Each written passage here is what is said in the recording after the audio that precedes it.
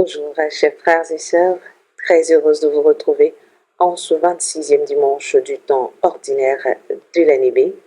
Bon dimanche à tous.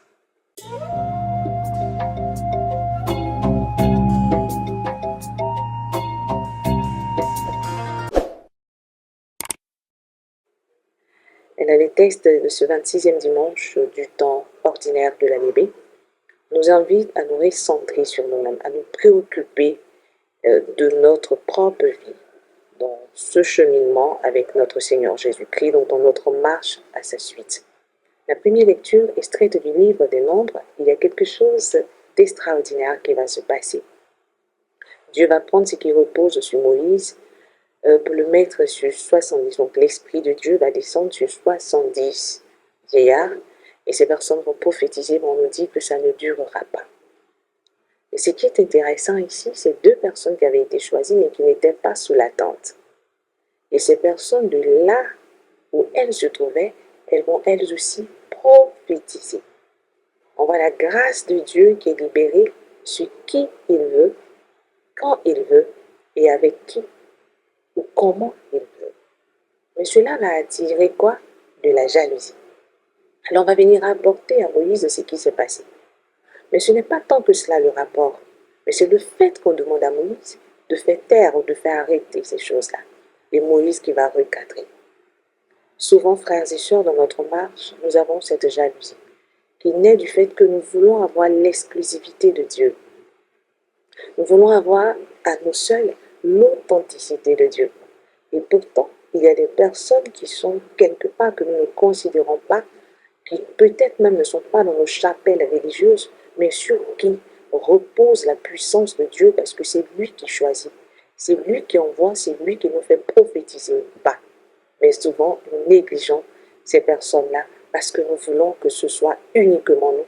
Et quand nous marchons avec des personnes qui sont nos ennemis dans la foi, nous nous disons que c'est à ces personnes-là qu'appartient la vérité. Et pourtant, c'est à Dieu qu'appartient la vérité. Dans l'évangile du jour, extrait de Saint Marc, le disciple Jean va faire la même chose. Voir quelqu'un agir au nom de Dieu, il va venir en parler à Jésus. Et Jésus qui va lui donner la même réponse. Quelqu'un ne peut pas faire des choses en mon nom et parler mal de moi après. Dieu nous choisit partout où nous sommes. Et nous parlons au nom de Jésus. Et on nous reconnaîtra au travers des fruits que nous porterons lorsque nous prononcerons ce nom ou lorsque nous agirons en son nom. Mais Jésus ne s'arrête pas là. Et c'est ce qui devient intéressant. Jésus va nous emmener à nous préoccuper de nous-mêmes.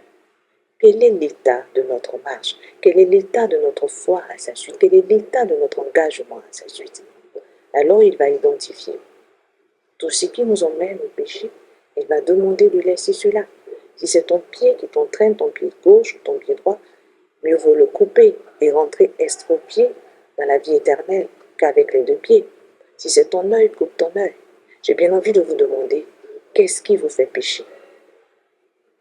Qu'est-ce qui vous fait pécher à chacun de nous d'identifier ce qui l'éloigne de Dieu? C'est la jalousie aujourd'hui dans le test, mais non, ça peut être autre chose, la calomnie, la médisance, la méchanceté, le désir de paraître. Qu'est-ce qui nous éloigne de Dieu aujourd'hui? Et pourquoi est-ce que nous ne pouvons pas nous centrer sur nous-mêmes? Pourquoi nous nous préoccupons des autres? Regardez ce qu'ils font, tel a fait cela, Seigneur, tu ne peux pas le faire taire, Seigneur, tu ne peux pas la faire taire. Et nous-mêmes, quel est notre état? Qu'est-ce que nous faisons? Est-ce que nous nous disposons à recevoir Dieu? Parce que c'est de ça qu'il s'agit. Ces personnes sont disposées, qu'elles soient avec nous ou pas, elles sont disposées à le recevoir. Et dans la deuxième lecture, la lettre de Saint Jacques, je tiens à préciser que Dieu n'est pas contre la richesse. Mais comment nous amassons cette richesse? C'est ce qui pose problème. Et qu'est-ce que nous faisons de cette richesse? Nous bâtissons nos gloires sur la misère des autres, sur la misère du peuple.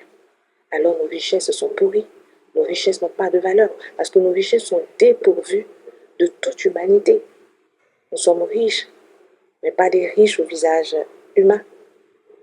mais des riches avec toutes choses, toujours prêts à piétiner, toujours prêts à rabaisser, toujours prêts à tuer même, pour certains. J'ai bien envie de dire quel est l'état de ta richesse. Comment as-tu amassé cette richesse? Comment as-tu eu cette richesse-là? C'est de cela que Dieu parle aujourd'hui. Aujourd'hui, c'est à nous de voir dans nos comportements toutes ces jalousies, ces convoitises. On en parlait le dimanche dernier, mais ça continue. Pourquoi voulons-nous faire taire certaines personnes pour être vus? Pourquoi voulons-nous faire taire certaines personnes pour être les seuls à reconnaître? Pourquoi voulons-nous faire taire certaines personnes pour que tout le monde puisse dire que nous avons l'authenticité? Mais nul n'a l'exclusivité de Dieu. C'est Dieu qui appelle, c'est Dieu qui envoie, c'est Dieu qui donne la vie, c'est Dieu qui donne la paix. Laissons-nous tout simplement conduire par Dieu et demandons ce dimanche la grâce de ne jalouser personne, mais la grâce de nous préoccuper de nous-mêmes, de l'état de notre âme, de l'état de notre cœur dans cette quête de la vie éternelle.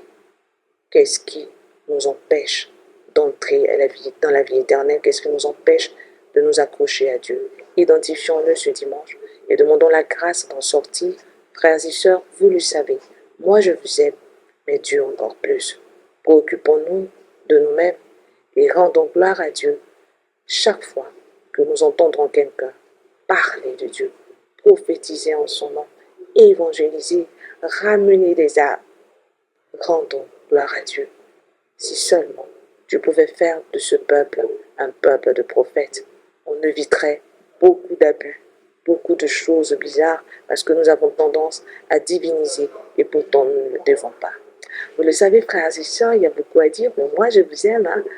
Dieu encore plus. Au revoir et très bon dimanche à vous. Au revoir.